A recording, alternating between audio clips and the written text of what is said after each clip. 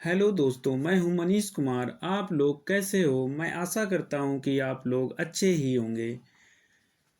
आप सभी को मेरा नमस्कार। आप सभी का स्वागत है मेरे छोटे यूट्यूब चैनल में। आज हम आपको पढ़ाने वाला हूं निश्चित समाकलन का तीसरा गुणधर्म। तीसरा गुणधर्म आपका इस प्रकार है। इंटीग्रेशन लिमिट आपकी ए से B function F X D X is equal to limit. मान लेते हैं इसे हम लोग इस तीसरे गुणधर्म को पीस वाइज गुणधर्म भी बोलते हैं। यानी इस गुणधर्म में हम लोग फंक्शन को कई टुकड़ों में बांट सकते हैं, जैसा कि हम लोग इस गुणधर्म में सीखेंगे।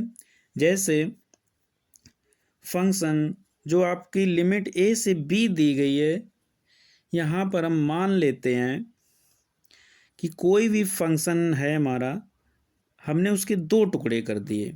एक टुकड़ा हमने किया जो उसकी लिमिट ए से हमने मान लेते हैं एम लगाई, और फंक्शन हमारा एफ एक्स डी एक्स। दूसरा जो टुकड़ा बनेगा वो एम से बी बनेगा, यानी उस पर लिमिट एम से बी होगी, और फंक्शन हमारा एफ एक्स डी एक्स। तो इस गुणधर्म के बारे में हम लोग सीखने वाले हैं ग्राफ के माध्यम से।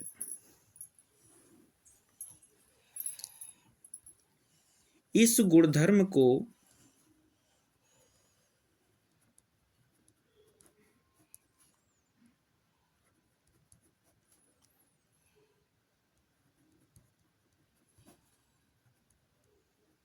पीस वाइज गुणधर्म बोलते हैं, अर्थात इसे कई टुकड़ों में बांट सकते हैं।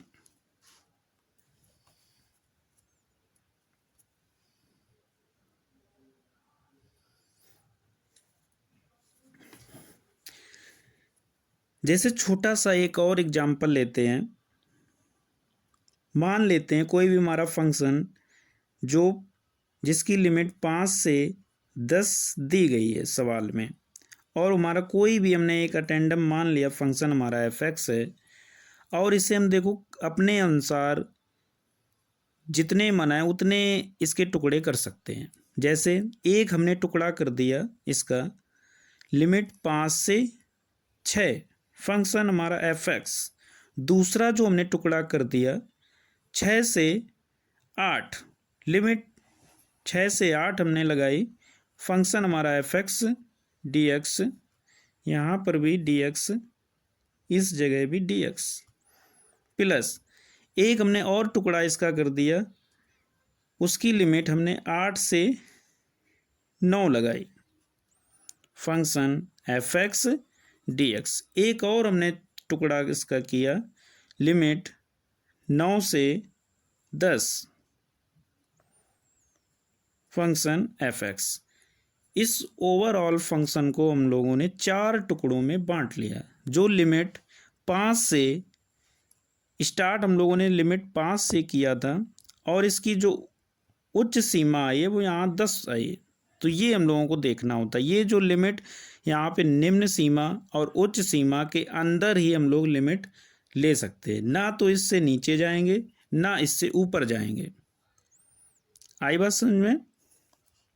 चलो हम लोग आगे छोटे से ग्राफ के माध्यम से और सीखते हैं। छोटा सा जो ग्राफ आपका हम इस प्रकार ले रहे हैं।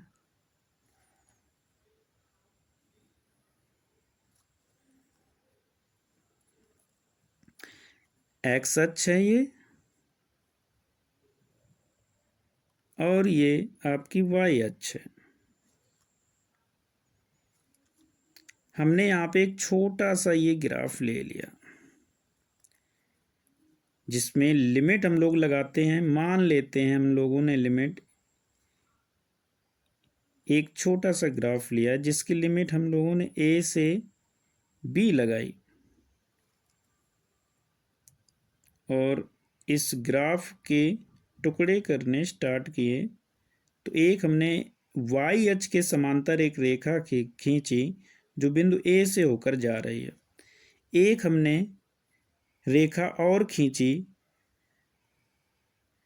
जो बिंदु बी से होकर जा रही है। तो ओवरऑल इस फंक्शन का हमें एरिया निकालना है। इंटीग्रेशन का मतलब ही एरिया होता है निकालना। जैसे हम लोगों ने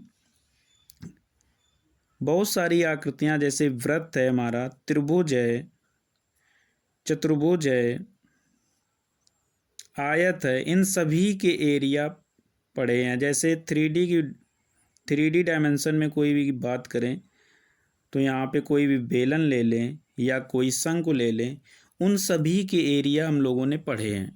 पर जो अजीब प्रकार की जो आकृति होती है उसका एरिया हम लोग इंटीग्रेशन के माध्यम से निकालना सीखते हैं। तो निश्चित समाकलन में हम लोग इसका एरिया निकालना सीखेंगे जिसकी लिमिट a से b है। मान लेते हैं इस ग्राफ में एक हमने इसका टुकड़ा और करते हैं जो हमारा बिंदु M से होकर गुजर रही है। हमने एक ऐसी रेखा खींची जो y अक्ष के समांतर है और x अक्ष पर बिंदु M पर इसे काटती है। तो ये जो एरिया, ये दो भागों में एरिया हमारा बट गया। पहला जो एरिया है उसमें लिमिट हमारी a से m रहेगी। जो दूसरा जो एरिया है उसमें लिमिट हमारी m से b रहेगी। इसे हम लोग अगर इस गुणधर्म के बारे में और सीखते हैं इसमें, तो हम इसमें लिमिट लगाने वाले हैं। फंक्शन f(x) रहेगा हमारा, dx रहेगा। लिमिट हमारी a से b ओवरऑल की बात करते हैं तो, और इसके हम लोगों ने जो छोटे छोटे टुकड़े किए हैं उनका एरिया अगर हम लोग जोड़ते हैं तो हमारा ओवरऑल यही इंटीग्रेशन निकलेगा। टुकड़े करने से हम लोगों को बहुत आसानी हो जाएगी सवाल को लगाने में। तो लिमिट हमारी निम्न सीमा a और उच्च सीमा m, फंक्शन हमारा f(x) प्लस निम्न सीमा यहाँ हमारी m रहेगी और उच्च सीमा हमारी b, फंक्शन हमारा f(x) dx। यहाँ पे देखो जो निम्न सीमा है वो a है और सबसे लास्ट में उच्च सीमा जो है वो b है। और यहाँ पर ओवरऑल की बात की जाए तो यहाँ पर निम्न सीमा भी a है और उच्च सीमा भी b। इसका मतलब हम लोग a से b तक निकाल रहे हो इंटीग्रेशन। इसके बाद हम लोग इसका यूज किस प्रकार करेंगे? इसका यूज अधिकतर मापांक फलन में किया जाता है। किस फलन में? मापांक फलन में। क्योंकि मापांक फलन जो हमारा होता है ये पीस वाइज फंक्शन होता है। ये कई सारे टुकड़ों में ये फलन हमारा डिवाइड होता है। जैसे मापांक फलन हमारा मान लेते हैं एक f(x) बराबर mod x दिया जा रहा। इस फंक्शन को अगर हम लोग लिखना चाहें तो कैसे लिखेंगे? बहुत अच्छे से ये सभी बच्चों को आना चाहिए, वेरी मोस्ट इम्पॉर्टेंट है। हम लोगों ने क्लास में सीखा है, पिछले चैप्टर में 5.1 में इसके बारे में हम लोगों ने सिखाया है। इसके बाद फर्स्ट ईयर की क्लास में भी इसके बारे में बताया गया है। तो mod x को हम लोग किस प्रकार लिखते हैं? सबसे पहले इसे -x लिखते हैं,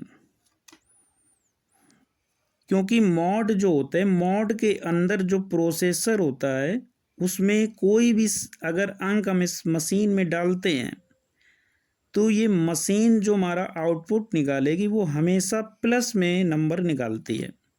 यदि कोई माइनस में है तो माइनस वाली संख्या में -1 का मल्टीप्लाई होगा अंदर, उसके बाद वो संख्या प्लस में कन्वर्ट होकर बाहर निकलती है। और प्लस की कोई संख्या है तो उसमें +1 का मल्टीप्लाई होता है, सेम संख्या प्लस की बाहर निकलेगी। लेकिन यदि कोई माइनस वाली संख्या है, जैसे मान लेते हैं इस मशीन के अंदर हमने -5 को डाला तो बाहर जो इनपुट निकलेगा तो -5 में -1 का मल्टीप्लाई इसमें हुआ तो +5 हो गया। तो इस वजह से इस फंक्शन में एक वैल्यू हमारी माइनस में भी हो सकती है, एक वैल्यू हमारी प्लस में भी हो सकती है। और ये जो माइनस वाली वैल्यू होती है ये हमेशा जो होती है जीरो से छोटी होती है। लेकिन इस फंक्शन की बात की जाए तो ये इसके अंदर कोई भी संख्या लिखी हो उसे हम लोग बराबर जीरो दिखाते हैं। तो यहाँ पर जो हमारा साइन आने वाला है is less than, is greater than, ये फंक्शन डिपेंड करेगा किस बिंदु पर हमारा फंक्शन टूट रहा है। लेकिन इस फंक्शन में हमारा जीरो पर टूटता है फंक्शन, तो यहाँ पे इज लेस देन जीरो और इज ग्रेटर देन जीरो और इज इक्वल टू जीरो के लिए ये हमारा फलन होता है। तो ये सभी बच्चों को पता होना चाहिए। अब हम लोग बात करेंगे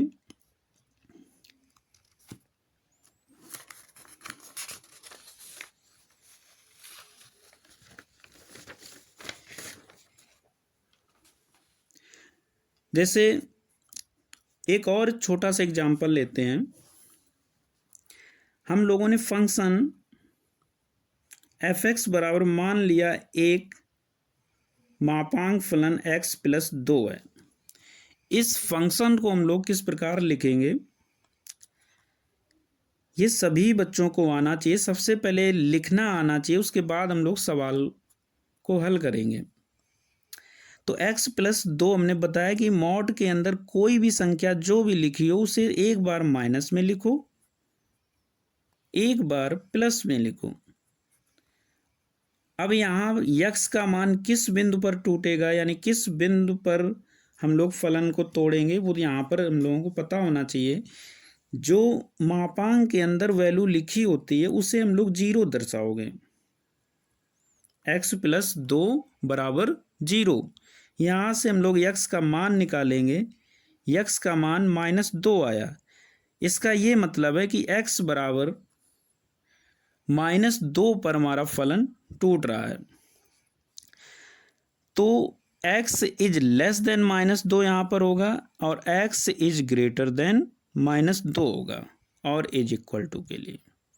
इस प्रकार हम लोग इस फंक्शन को लिखेंगे। अगर इस ग्राफ की बात की जाए तो हमेशा याद रखना मापांक फलन में हमेशा ग्राफ वी शेप का बनता है। अब इस फंक्शन की बात की जाए इसके ग्राफ की, तो ये x बराबर -2 पर हमारा फलन टूट रहा है। तो x बराबर -2 इस प्रकार देखो,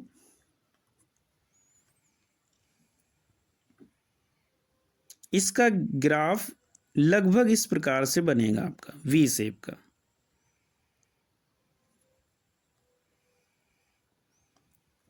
ये इसका ग्राफ बनेगा। और फॉर एग्जांपल छोटे से और एग्जांपल की बात करें, जैसे हम लोगों ने एफ एक्स बराबर एक छोटा सा और एग्जांपल लिया 2x प्लस 7। इसे हम लोग किस प्रकार लिखेंगे, तो वही तरीका सेम, मॉड के अंदर कुछ भी लिखा उसे एक बार माइनस में लिख दो, एक बार उसे प्लस में लिख दो। और यहाँ पर x इज लेस देन क्या आएगा, x इज ग्रेटर देन क्या आएगा। हमने बताया कि जो भी मॉड के अंदर लिखा हो उसे एक बार जीरो कर देखो, वहाँ से x की वैल्यू निकालो। x की वैल्यू यहाँ से अगर निकालोगे तो +7 उस तरफ भेजो, -7, x की वैल्यू आएगी -7/2। तो एक बार आपका -7/2 इज लेस देन होगा और एक बार आपका x इज ग्रेटर देन -7/2 होगा। तो x के -7/2 से जो भी बड़ा मतलब मान होगा उसके लिए फलन हमारा 2x + 7 दिया गया है और x इज लेस देन -7/2 के लिए फंक्शन हमारा -2x + 7 दिया गया है। अब हम बात करते हैं क्वेश्चन की, इससे रिलेटेड सवाल कैसे पूछे जाते हैं वो देखिए आप लोग।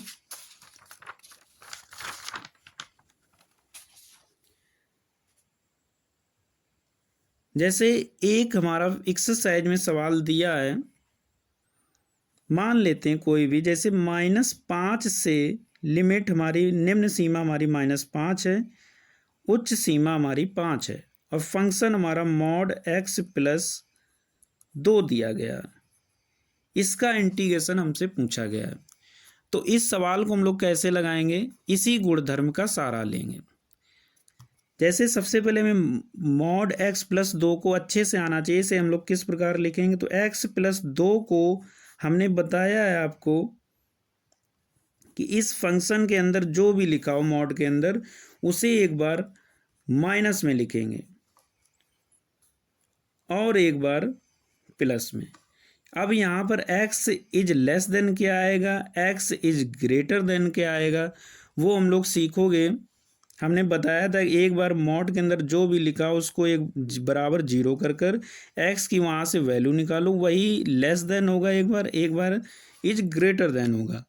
तो यहाँ पे x बराबर हमारा -2 निकला है, तो यहाँ पर x इज लेस देन -2 होगा, x इज ग्रेटर देन -2 होगा। फलन को हम लोग इस प्रकार लिख पाएंगे और ये आपको फेयर में करना है।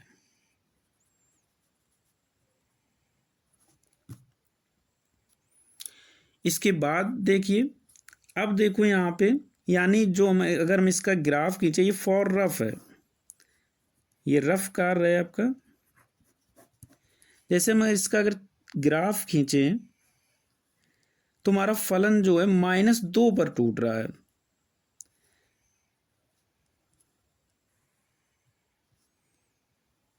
लेकिन हमारा -5 कहाँ होता है, -5 हमारा ये दिया गया है और +5 मान लो ये हमारा दिया गया है।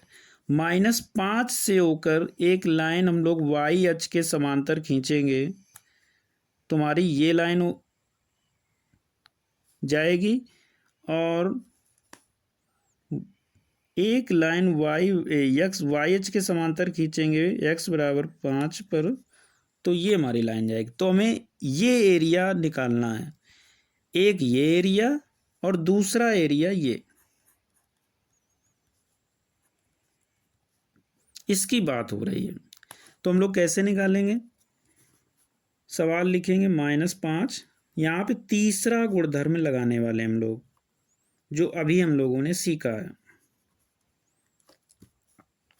सबसे पहले हम लोग कहाँ से चलेंगे, -5 से -2 पर। तो पहली हमारी जो निम्न सीमा होगी वो -5 होगी और पहली उच्च सीमा होगी वो -2 होगी।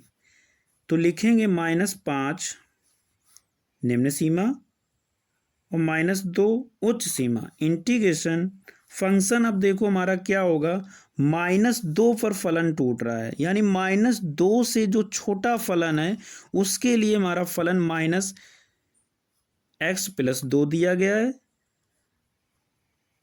तो ये फंक्शन हम लोग लिखेंगे यहाँ पे, और dx प्लस दूसरी जो लिमिट हमारी होगी वो -2 से +5 होगी।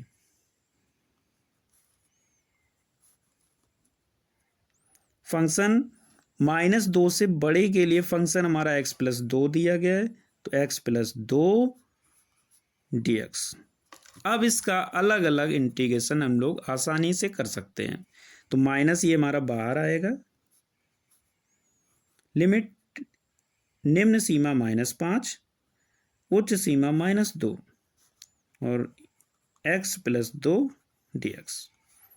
इसे हम लोग सेम इसी तरीके से नोट कर देंगे।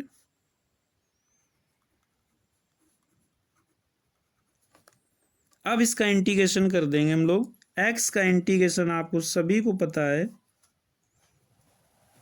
x²/2 होता है और 2 का 2 हमारा कांस्टेंट है, तो 1 का इंटीग्रेशन हमारा x होता है, तो 2 का भी हमारा 2x होगा।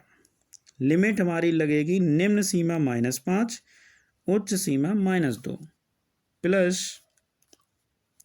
यहाँ पर हम लोग लिमिट लगाएंगे, इसका इंटीग्रेशन सेम इसी प्रकार x²/2 होगा प्लस 2x, यहाँ पर हमारी सीमा लगेगी -2 से 5। इसे कैलकुलेट कर लो। कैलकुलेट करने पर हमें मिलेगा माइनस, एक बार हम लोग इसे यहाँ पर -2 रखेंगे दोनों जगह, तो -2 का वर्ग बटे 2। एक बार हम लोग इसमें भी -2 रखेंगे, बीच में माइनस का चिन्ह, फिर हम लोग यहाँ पे -5 रखेंगे। तो सीधे हम लोग ध्यान से देखो, यहाँ पे -5 का स्क्वायर बटे 2, छोटा ब्रैकेट लगा देते, नहीं तो सवाल आप गलत कर लोगे, प्लस 2 गुणा -5 प्लस 5 रखा, 5 का स्क्वायर बटे 2 प्लस 2 गुणा 5 माइनस 2 का वर्ग बटे 2 प्लस 2 गुणा -2।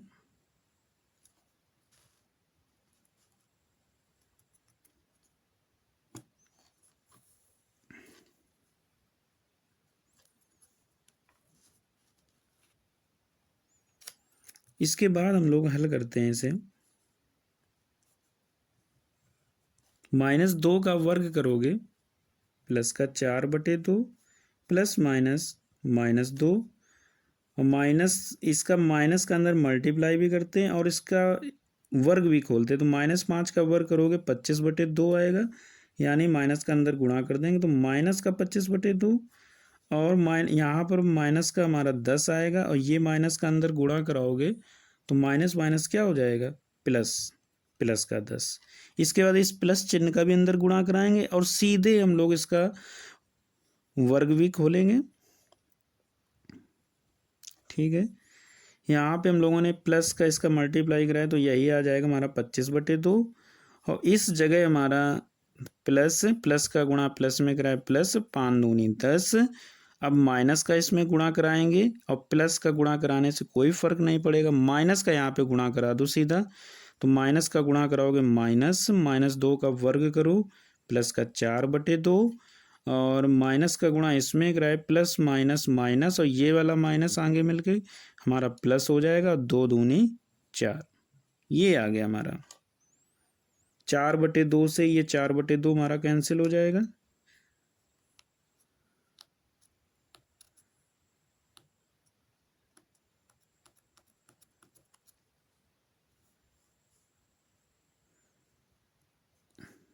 अभी यहाँ पे हम लोग ब्रैकेट लगाते हैं, नहीं तो सवाल को गलत कर लेंगे, क्योंकि माइनस ये आपका बाहर लगा, इस माइनस का यहाँ पे पहले गुणा कराओ, गलत हो गया थोड़ा सा यहाँ पे।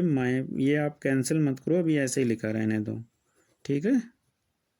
अब माइनस का इसमें मल्टीप्लाई करा दो, तो माइनस का मल्टीप्लाई कराओगे तो -4 बटे 2 और प्लस माइनस माइनस और 2 दूनी 4 और ये माइनस का मल्टीप्लाई कराए प्लस का 4 प्लस का 25 बटे 2 और माइनस का 10 प्लस का 25 बटे 2 और प्लस का 10 और ये आपका अभी कैंसिल नहीं हुआ है, माइनस का 4 बटे 2 और प्लस का 4। अब आप लोग कैंसिल कर सकते हो, जो भी आपका कैंसिल हो, तो आपका ये केवल 10 कैंसिल हो रहा है,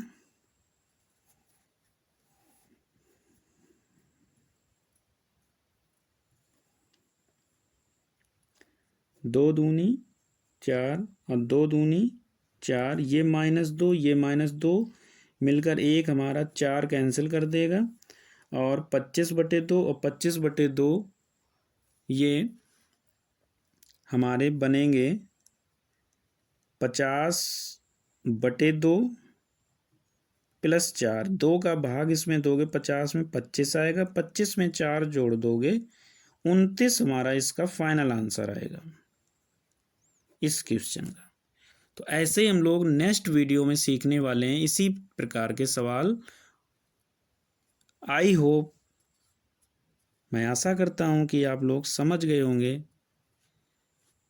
इसी प्रकार हम लोग नेक्स्ट वीडियो में सीखने वाले हैं इसी प्रकार के सवाल। धन्यवाद।